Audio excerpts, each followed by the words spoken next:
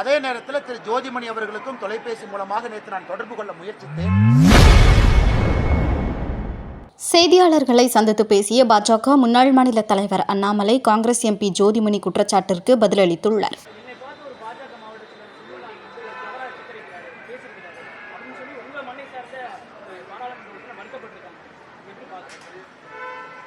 அக்கா ஜோதிமணி அவர்கள் மீது 1008 கருத்து வேறுபாடுகள் இருந்தாலும் பாராளுமன்றத்தில் சமீபத்தில் அவருடைய நடவடிக்கை வெல் ஆஃப் த ஹவுஸ்ல அவர்கள் நடந்து கொண்ட விதம் ஏற்புடையதாக இல்லை என்றாலும் கூட ஒரு தனி மனித விமர்சனத்தை யாராக இருந்தாலும் கூட வைப்பது ஏற்புடையது அல்ல.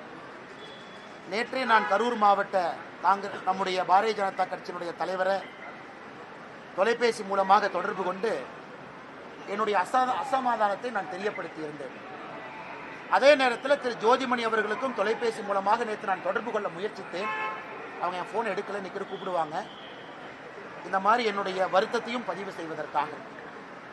அது நிச்சயமாக அந்த பேச்சை ஒரு அரசியல் கட்சியில் இருந்து கொண்டு இன்னொரு தலைவரின் மீது ஆரோக்கியமான முறையில் குற்றச்சாட்டு வைக்கலாம்.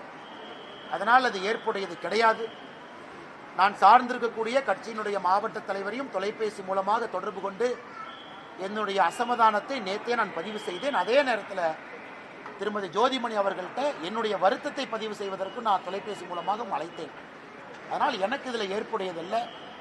எலெக்ஷன் சீசன் ஆரம்பிக்குது, நீ மைக் அதிகமாக இருக்கும், எல்லாரும் மைக்கை பார்த்தோன்னே உணர்ச்சி வசப்படுவாங்க, ஏதோ பேசுவாங்க.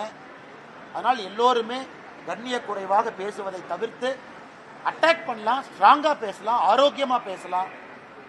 ஆனால் அது சரியான அந்த லக்ஷ்மண் ரேகாக்குள்ளே பேசணும் அப்படிங்கிறது என்னுடைய விருப்பம். ஏன்னா அடிக்கடி இதற்கு நாம் ஒரு வாய்ப்பு கொடுக்கக்கூடாது. ஏன்னா நம்முடைய ஃபோக்கஸ் மாறுது. எதை நோக்கி அரசியல் செய்கிறோம், யாரை நோக்கி அரசியல் செய்கிறோம், எதுக்காக அரசியல் செய்கிறோம் அப்படிங்கிறது மாறி வேற எங்கேயோ வண்டி போகுது. அதை தலைவர்கள் எல்லாரும் உணர்ந்து கொள்வாங்க. செய்திகளை உள்ளது உள்ளபடி தெரிந்து கொள்ள ரெஃப்ளெக்ட் நியூஸை சப்ஸ்கிரைப் பண்ணுங்க.